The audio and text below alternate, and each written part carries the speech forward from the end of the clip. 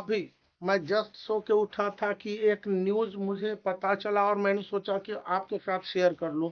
Class 10th and class 12th दोनों के लिए है कि प्रैक्टिकल और प्रोजेक्ट के मार्क्स जो स्टूडेंट को अवार्ड किए जाएंगे, इसको लेकर काफ़ी हद तक स्टूडेंट और टीचर दोनों को कॉन्शियस रहना है। मैं क्या कहना चाह रहा हूँ और यह रिपोर्ट क्यों है, क्योंकि यह रिपोर्ट सीबीएसई के सभी स्कूलों को भेज दी गई है। मैं उसका लिंक इस वीडियो के डिस्क्रिप्शन में दे दूंगा ताकि आप भी अच्छी तरह से पढ़ लें, और स्क्रीन पर भी मैं यहाँ पर दिखला देने की कोशिश करूंगा कि क्या सब रिपोर्ट है। तो रिपोर्ट बहुत इंपॉर्टेंट है और आपको पता चलने चाहिए। पहला रिपोर्ट यह कहता है कि मार्क्स देते समय इंटरनल और एक्सटर्नल को काफी सतर्क रहना होगा, क्योंकि मार्क्स किसी के गलत न चढ़ जाए और किसी के मार्क्स हैं जो कि ज्यादा न चढ़ जाए, और मार्क्स देते समय स्टूडेंट को वाजिब जो जस्टिफिकेशन है वो मिलने चाहिए। दूसरी बात बोली गई है कि कोई भी सिस्टम आप डिवाइस किए हो मार्क्स देने के लिए, लेकिन एक बार जब फाइनल मार्क्स देने के बाद स्कूल से अपलोडिंग का काम करवा देते हैं सीबीएसई को, तो उसमें कोई वेरिएशन या बदलाव नहीं होगा। यानी कि एक बार मार्क्स सीबीएसई के पोर्टल पर अपलोड हो जाएंगे किसी भी स्टूडेंट के, तो उसमें चेंजेस नहीं होगा। इस बात को अच्छी तरह से टीचर इंटरनल और एक्सटर्नल दोनों को ध्यान में रखने हैं। किसी एक की बात यहाँ पर नहीं कही जा रही है। तीसरी बात कही गई है कि स्टूडेंट के प्रैक्टिकल या प्रोजेक्ट हैं उसको अच्छी तरह से मंगा लीजिए, क्योंकि अगर स्टूडेंट के प्रैक्टिकल और प्रोजेक्ट को नहीं मंगा लेते हैं, उस कंडीशन में होगा यह कि उसके मार्क्स काट लिए जाएंगे और यह कोई भी बदलाव को अस्वीकार नहीं किया जाएगा। मतलब कि स्टूडेंट के प्रैक्टिकल प्रोजेक्ट असाइनमेंट होने चाहिए। पीएचई के बारे में कहा गया है कि स्टूडेंट को जो उनके प्रो प्रैक्टिकल हैं वो करके दिखलाने होंगे। कोई भी आसन है वो करके उनको दिखाना होगा, जिस तरह से कि एक्सटर्नल का इंस्ट्रक्शन होता है।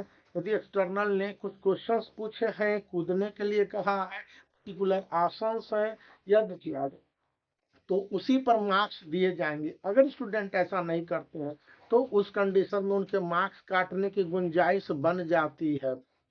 चौथी बात बोली गई है जो फाइन आर्ट से संबंधित है, जिसमें म्यूजिक और पेंटिंग दोनों आ जा रहे हैं, कि म्यूजिक में स्टूडेंट को पर्टिकुलर म्यूजिकल इंस्ट्रूमेंट बजाने होंगे, और यदि एक्सटर्नल चाहे तो वाजिब धुन भी चाहे तो वो बजवा सकता है, और उसी के आधार पर उसको मार्क्स देगा और उसकी जानकारी भी उसको चाहिए। ऐसा नहीं कि बिना जानकारी के ही आप उसको मार्क्स दे देते हो।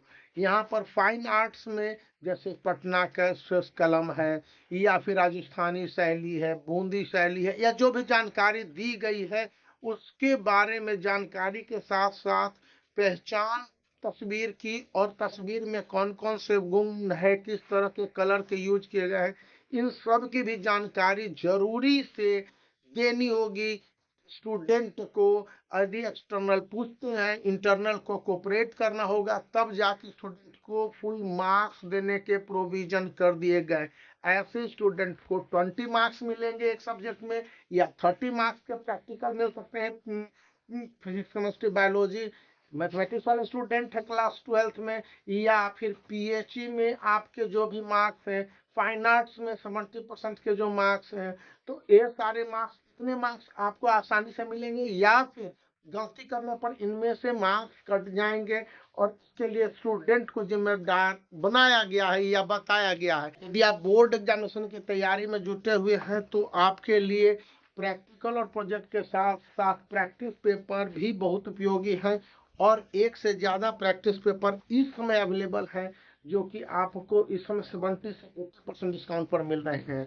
और इसका जो वाजिबन सैंपल पेपर है वो भी अवेलेबल है, जिसको आप परचेज कर सकते हैं, जिसका लिंक इस वीडियो के डिस्क्रिप्शन में दिया जाए। ये एरर फ्री सीबीएसई के लेटेस्ट पैटर्न पर आधारित और पूरी तरह से करेक्टेड मार्क्स पैटर्न के हिसाब से है, जिसमें कि स्टूडेंट के हर जरूरतों का ध्यान रखा गया। तो इसका लिंक इस वीडियो के डिस्क्रिप्शन में, वहां जाके आप परचेज कर सकते हैं, बने रह सकते हैं, और एक बार इन बुक्स को जरूर देखिए, ये आपके लिए काफी उपयोगी है।